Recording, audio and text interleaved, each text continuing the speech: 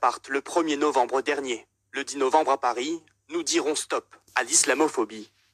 Une marche organisée en réaction à l'attaque contre la mosquée de Bayonne le 28 octobre et à la critique en public d'une mère voilée par Julien Audoul du Rassemblement national au Conseil général de Bourgogne-Franche-Comté.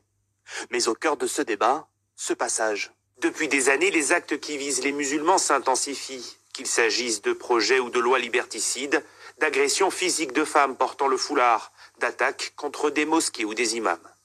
En référence à ces lois liberticides contre les musulmans, la loi de 2004 sur les signes religieux ostentatoires à l'école, ou à celle de 2010 qui interdit la dissimulation du visage dans l'espace public.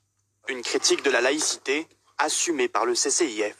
Et ces lois aujourd'hui touchent clairement le principe de liberté. Au lieu d'être inclusives, elles sont de plus en plus excluantes pour des populations déjà à la base fortement discriminées. Le CCIF en lui-même dérange certains politiques qui considèrent ce collectif comme étant proche des frères musulmans.